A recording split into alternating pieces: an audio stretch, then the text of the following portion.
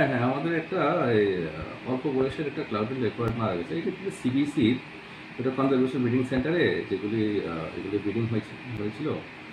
এটার যেগুলি রিপোর্টটা যেটা আমরা টেস্ট রিপোর্ট, অটোপসি, বায়োপসি এগুলি সবগুলো করানো হয়েছে। তো এটাতে পাওয়া গেছে আপনার রক্তাল্প করতে মারা গেছে এটা। তো এটা অ্যাকচুয়ালি যেহেতু এটা ইনব্রিডিং ডিপ্রেশনে এটার জেনেটিক্সটা একটু উইক থাকে এগুলি। তো যার কারণে এটা ইমিউনিটি অনেকটা লো থাকে।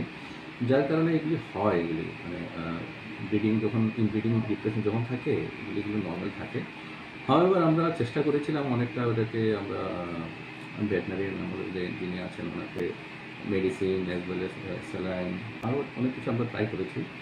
বাট এটা ওয়াইল্ড লাইফের মধ্যে হঠাৎ করে যখন হয়ে যায় এটাকে বুঝতে কঠিন হয় এগুলি কীভাবে হয়ে যায় এগুলি। এনিওয়ে এটা একটু জেনেটিক্যাল উইকনেস ছিল যার কারণে এটা এটা কনজারভেশন ব্রিডিং সেন্টার ওইটা একটা আলাদা পার্ট।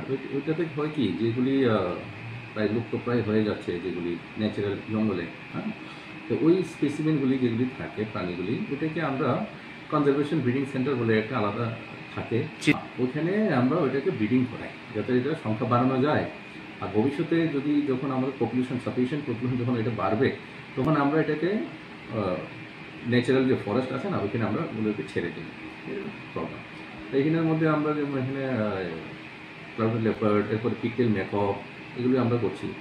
আর ইন্ডিয়ার মধ্যে একমাত্র ফার্স্ট যেখানে এই যে ক্লাউডেড লেপার্ডের এরকম হ্যান্ড হিয়ারিং ভাবে যে ব্রিডিং করানো হয়েছে এবং এদেরকে পালন পোষণ করে বড় করা হয়েছে।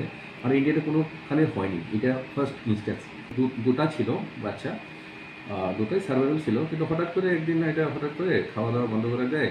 এরপরে আমরা এটা ব্লাড স্যাম্পলগুলো টেস্ট করার পরে এটা পাওয়া যায় যে এটা রক্তাল্পতে মারা গেছে। আমাদের খুব দুঃখ লেগেছে এগুলো অ্যাকচুয়ালি। আর উনি যিনি বায়োলজিস্ট আছেন উনি ওনাকে মানে ছোটোবেলা থেকে না যত্ন সহকারে এটাকে প্রতিপালন করেছিলেন। উনি তো মানে খুব শখ হয়েছেন উনি খুব